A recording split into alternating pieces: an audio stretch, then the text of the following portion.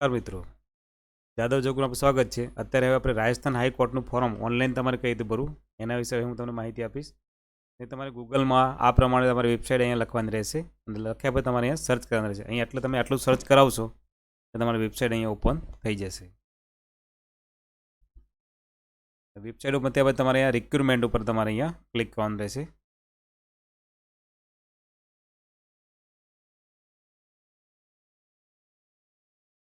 અહીંયા રિક્રુટમેન્ટ પર તમારે અહીંયા ક્લિક કરવાનું રહેશે. અહીંયા તમે ક્લિક કરશો અહીંયા રિક્રુટમેન્ટ ઓપ્શન આવશે. અહીંયા પર આના પર તમારે ક્લિક કરવાનું રહેશે. રિક્રુટમેન્ટમાં તમે ક્લિક કરશો ત્યારબાદ તમારે અહીંયા ઓપ્શન આપેલા જ છે.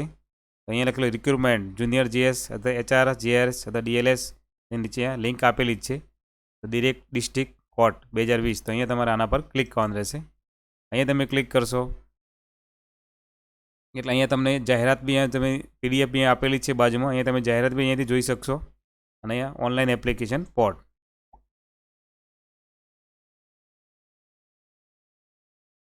ઓનલાઈન એપ્લિકેશન પોર્ટ પર તમે અહીંયા ક્લિક કરશો એટલે તમારે પહેલાં અહીંયા રજિસ્ટ્રેશન કરવું પડશે. રજિસ્ટ્રેશન જે લોકો કરેલું હશે એમના માટે અહીંયા લખેલું છે ઓલરેડી રજિસ્ટ્રેડ અને બાજુમાં અહીંયા લખેલું ન્યૂ યુઝર. તો તમારે ઓલરેડી રજિસ્ટર પર તમે હોય તો ઓલરેડી લોગિન પર ક્લિક કરવાનું અને જો ના હોય તો તમારે અહીંયા ન્યૂ યુઝર પર અહીંયા ક્લિક કરવાનું રહેશે. અહીંયાથી બી તમે જાહેરાત ડિટેલ અહીંયાથી જોઈ શકશો અને ઇન્ટ્રોડક્શન ઓફ યુઝર મેન્યુઅલ બી તમે જોઈ શકશો. ઇમ્પોર્ટન્ટ ડેટ બી તમે અહીંયા નીચે જોઈ શકશો. તો પહેલાં આપણે અહીંયા ન્યૂ યુઝર રજિસ્ટર પર અહીંયા ક્લિક કરશું. અહીંયા તમે ક્લિક કરશો એટલે રજિસ્ટ્રેશન અહીંયા તમારે ફોર્મ ખુલશે. તો એ ફોર્મ તમારે અહીંયા ભરવાનું રહેશે. તમારી વેબસાઇટ ઓપન થયા રજિસ્ટ્રેશન ફોર્મ ખુલશે. રજિસ્ટ્રેશન ફોર્મમાં તમારે પહેલાં એપ્લિકેશન નેમ તો અહીંયા તમારું પૂરું નામ અહીંયા તમારે લખવાનું રહેશે પહેલાં. તો અહીંયા આપણે પહેલાં નામ લખશું. ફાધર નેમ અહીંયા તમારે લખવાનું રહેશે. બાજુમાં અહીંયા આપેલું જ છે મધર નેમ. તો મધર નેમ તમારે બાજુમાં લખી લેવાનું. ત્યારબાદ અહીંયા મેલ ફિમેલ તમારે સિલેક્ટ કરવાનું રહેશે. મેલ ઉપર તમે અહીંયા ફિમેલ હોય તો ફિમેલ, મેલ હોય તો મેલ સિલેક્ટ કરી લો. અહીંયા પર તમારે જન્મ તારીખ સિલેક્ટ કરી લેવાની તમારે જે બી હોય.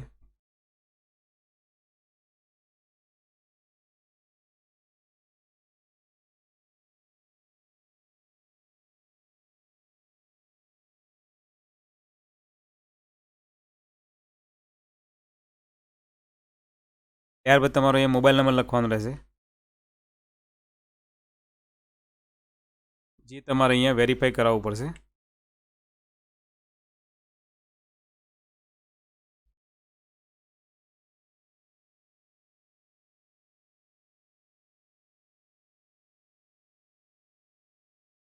ત્યારબાદ તમારા મોબાઈલમાં અહીંયા ઓટીપી જશે. તે ઓટીપી તમારે અહીંયા લખવાનો રહેશે. ત્યારબાદ તમારે વેરીફાઈના ઉપર તમારે અહીંયા ક્લિક કરવાનું રહેશે. ઓટીપી તમારે જોઈ લેવાનું પહેલાં, ત્યાર પછી વેરીફાઈ પર તમારે ક્લિક કરવાનું.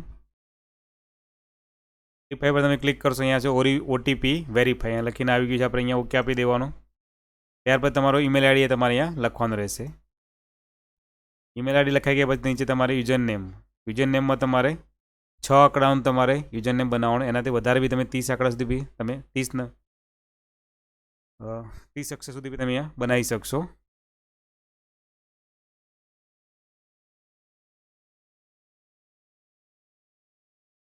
પાસવર્ડ બી તમારે અહીંયા લખવાનો રહેશે. તો પાસવર્ડમાં તમારે કોઈ બી તમારે અક્ષર કેપિટલ કે સ્મોલ તમે લખી શકશો. પછી એની અંદર તમારે આંકડા લખવાના 1 2 3 એવા અને છેલ્લે તમારે અને આલ્ફાબેટ અહીંયા લખવા પડશે. @ કે ડોલર કોઈ બી તમે આ લખી શકશો.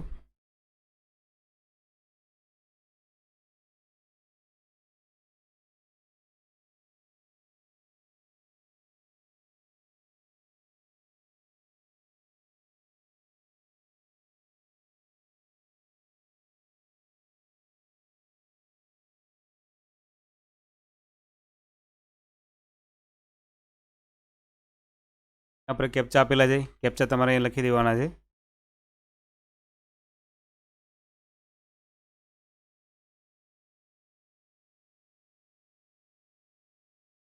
ત્યાર પછી તમારે રજિસ્ટર ઉપર તમારે અહીંયા ક્લિક કરવાનું. રજિસ્ટરમાં તમે ક્લિક કરશો એટલે અહીંયા પાસવર્ડ મિસમેચ તમે બતાવે છે, તો પાસવર્ડમાં તમે ભૂલ પડે છે તો આપણે ફરીથી અહીંયા લખવું પડશે એને.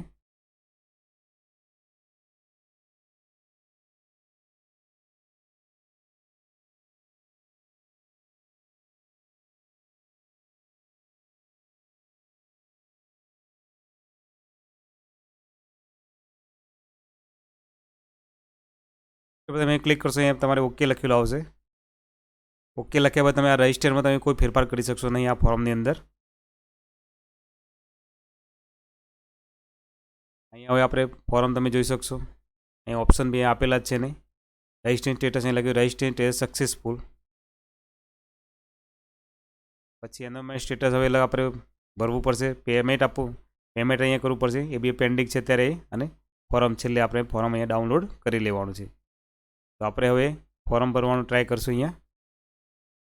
તો ફિલ ફોર્મ પર અહીંયા ક્લિક કરશો. અહીં ફોર્મ આપણે ખુલી ગયું છે હવે.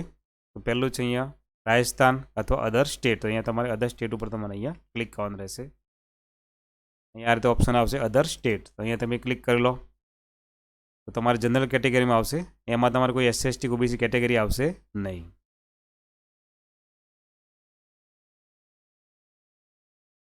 ત્યાર પછી તમે નેશનાલિટી તો આપણે અહીંયા ઇન્ડિયન સિલેક્ટ કરી લો. Marital status marital unmarried unmarried select કરી લો. પછી તમારે અહીંયા મેરિડ અહીંયા તમે જે મેરિટ સિલેક્ટ કરશો તમારે અહીંયા નીચે ચાઇલ્ડ તમારે કેટલા છે 2006 પછી 2011 પછી કેટલા ચાઇલ્ડ છે એ તમારે અહીંયા બતાવવું પડશે. અનમેરિડ કરશો તમારે એમાં કંઈ લખવાનું આવશે નહીં. ત્યાર પછી તમે જોઈ શકો છો સ્પેશિયલ કેટેગરી ડિસેબિલિટી. હેન્ડીકેપ હોય તો તમારે યસ આપવાનું. અહીં તમારે સિલેક્ટ કરવાનું રહેશે હેન્ડીકેપ. ના હોય તમારે અહીંયા નો આપવાનું. ત્યારબાદ તમે નીચે જોઈ શકશો અહીંયા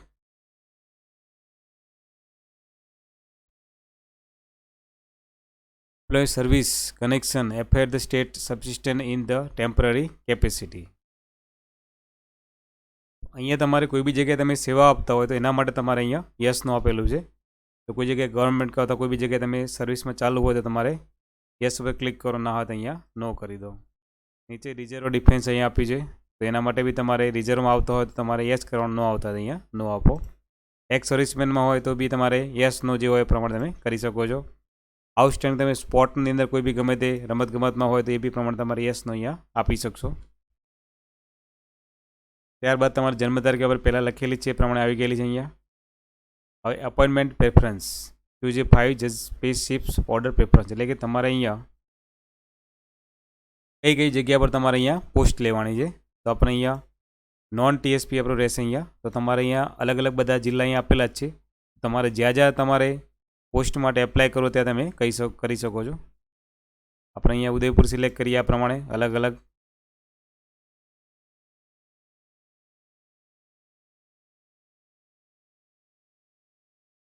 અલગ અલગ અહીંયા તમે સિલેક્ટ આ રીતે કરી શકશો. તમારે કમસે કમ 5 પોસ્ટ અહીંયા આપણે સિલેક્ટ કરવાની છે કે જે 5 જગ્યાએ તમારે જે સર્વિસ કરવા માટે.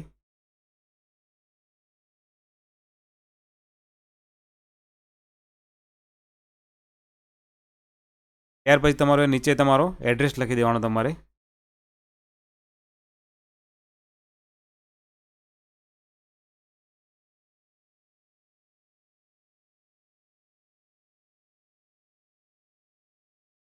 તો અહીંયા આપણે સ્ટેટ સિલેક્ટ કરી લેવાનું છે.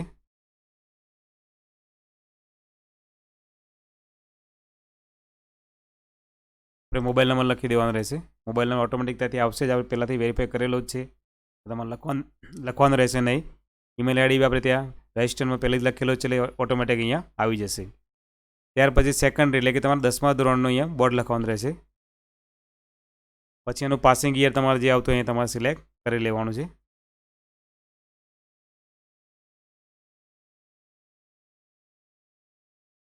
અહીંયા ડિવિઝન અથવા ગ્રેડ તમારે પર્સન્ટ બી તમે અહીંયા લખી શકો છો અહીંયા. ત્યાર પછી અહીંયા આપણે 12મા ધોરણનું માહિતી લખવાની રહેશે.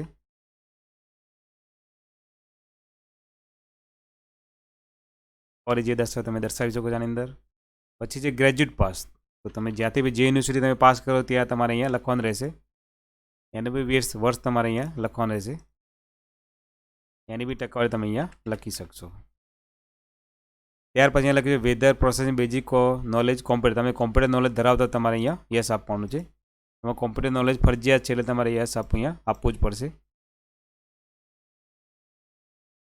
એ પહેલું જ છે suppose living. Do you have the more than one suppose living. તો તમે કોઈની સાથે લિવિંગમાં રહો છો, ત્યારે હોય તો તમારે યસ, ના હોય તો અહીંયા તમારે નો કરવાનું છે. પછી have you accept the down in your marriage. એનો મતલબ છે કે તમારે તમારા લગ્નમાં કે તમે કોઈ દહેજ સ્વીકાર કરેલો છે, કરે તો યસ, ના કરે તો અહીંયા નો આપી દો. Are you marriage of the person him the already have the wife. મતલબ છે કે તમારે પત્ની સાથે લગ્ન કર્યા છે છતાં પણ તમે બીજા મેરેજ કરેલા છે, તો યસ નો તમે અહીંયા કરી શકશો. ના હોય તો અહીંયા તમે નો કરી દો. પછી અહીંયા લખ્યું છે એફઆઈઆર તમારા વિરુદ્ધ કોઈ નોંધાયેલી હશે, તો યસ, નો હોય તો નો કરી દો. અને અહીંયા આગળ છે કોર્ટમાં તમારે કોઈ કોર્ટ મેરેજ, કોઈ બી કોર્ટ કેસ કંઈ થયેલા છે, તો યસ નો તો અહીંયા નો કરી દો. અને છેલ્લે તમે સમજો કે તમને કોઈ બી એક્ઝામમાંથી તમને કોઈ બી કારણોસર તમને ત્યાંથી હટાવવામાં આવેલા હોય, તો એના વિશે બી તમારે યસનો અહીંયા તમારે સૂચના આપવાની હોય છે. યસ હોય તો યસ, નો હોય તો અહીંયા તમે નો કરી દો. અને છેલ્લે આઈ એગ્રી. પ્લીઝ તમારો જે બી આવતો તમારે અહીંયા લખી દેવાનો છે. ત્યારબાદ તમારો અહીંયા ફોટોગ્રાફ તમારો 10 થી 25 KB સુધીનો તમારો ફોટોગ્રાફ અહીંયા હોવો જોઈએ.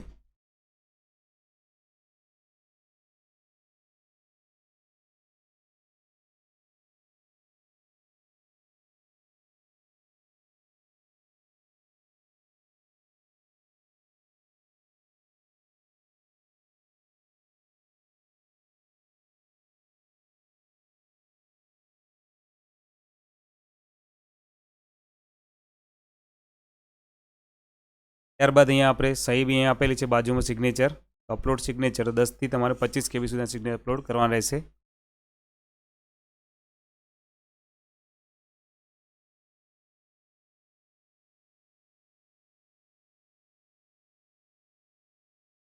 થી 25 KB સુધીના આપણે સિગ્નેચર હોવા જોઈએ. ત્યારબાદ અહીંયા નીચે કેપ્ચા આપેલા છે, કેપ્ચા આપણે અહીંયા લખી દેવાના રહેશે.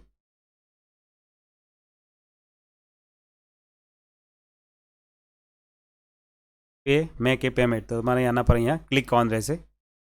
અહીંયા તમે ક્લિક કરશો એટલે અહીંયા તમારે આવશે are you sorry want to save the detail. તમે આ ડિટેલ સેવ કરવા માગો છો, યસ તો ઓકે આપી દો. તમે જોઈ શકશો આ ફોર્મ આપણે આ પ્રમાણે ભરાઈ જશે. તમારું ફોર્મ ભરાઈ ગયા પછી તમારે અહીંયા પેમેન્ટ કરવાનું રહેશે. પેમેન્ટ ઓપ્શન તમે અહીંયા દબાવશો એટલે તમારે પેમેન્ટ અહીંયા આવી જશે. ત્યાર પછી તમારે તમારા કોઈ બી ક્રેડિટ કાર્ડ, ડેબિટ કાર્ડથી પેમેન્ટ કરવાનું. પેમેન્ટ કર્યા પછી તમે અહીંયા પ્રિન્ટ તમે મેળવી શકશો. તો મિત્રો તમને મારો જો વિડીયો ગમે સબસ્ક્રાઈબ કરો, લાઇક કરો અને બીજા મિત્રોને શેર કરો.